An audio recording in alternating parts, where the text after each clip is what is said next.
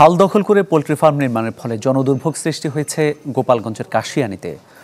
বর্জ্য মিশে ব্যবহারের অনুপযোগী হয়ে পড়েছে খালের পানি। স্বাস্থ্য ঝুঁকিতে 3 গ্রামের অন্তত 30,000 মানুষ।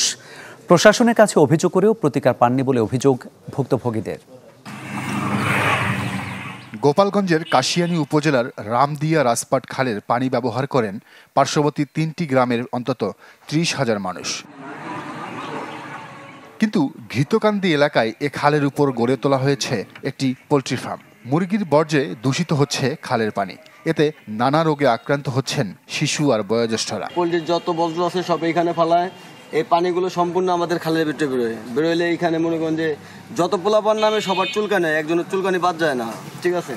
আর তাজা তাজা মুরগি যখন বাইরে যায় মারা যায়, সব করার মনে করেন যে পলিথিনের ভিতরে বইরা পানির ভিতরে ডাইরেক্ট সরাসরি ছেড়ে দেয়। চুলকানি হয়, অনেক সময় পানিতে দূষিত মানে পানি মুখে দিলে বমি আসে, ওই পেটের সমস্যা হয়, নানান ধরনের। যে মাছি বা মানে পোকা মাকড়ে মানে মশা থেকে মানে এভরিথিং সব কিছুই মানে ময়লা থেকে তৈরি হচ্ছে।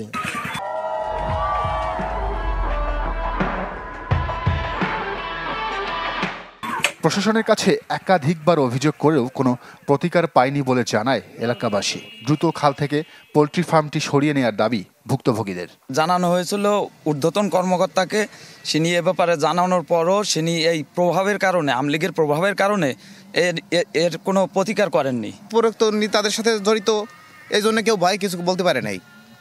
তো আমরা এর থেকে প্রতিকার চাই যে আমরা নির্ভয়ে খালের পানি ব্যবহার করতে পারি। এখন সরকারের কাছে আমাদের একটাই দাবি যে আমাদের এই পোল্ট্রি ফার্মটা ভেঙে দিক। এলাকাবাসী জানান, আওয়ামী নেতাদের প্রভাব খাটিয়ে খাল দখল করে ফার্ম নির্মাণ করেন পলাতক অসীম সরকার। এ বিষয়ে তার ভাই বেথুরি ইউনিয়ন পরিষদের সদস্য অসিত সরকারকে প্রশ্ন করা হলে কোনো কথা বলতে রাজি হননি তিনি। আপনি তো জনপ্রতিনিধি, আপনার ভাই করছে সেটা বিষয় না। এই যে খাল সরকারি করছে, অভিযোগ পেলে আইনগত ব্যবস্থা নেওয়ার আশ্বাস উপজেলার নির্বাহী কর্মকর্তার। আমার এটা জানা নেই, আমার কাছে অভিযোগও করিনি। দ্বিতীয় সরকারে অঞ্চলে যদি এসিল্যান্ড দায়িত্বে আছে, তো এসিল্যান্ডের একটু ইমিডিয়েট চাইলে এসিল্যান্ডকে দিতে হবে না। আমি তাহলে আমার সঙ্গে হলে আমি তাহলে এসেই তাহলে সব ব্যবস্থা নেব। হ্যাঁ, খালটি বাঁচাতে ও পানি দূষণের হাত থেকে রক্ষা করতে দ্রুত ব্যবস্থা নেবে প্রশাসন, এমনটাই দাবি ভুক্তভোগী গ্রামবাসীর। Desk report, channel 24।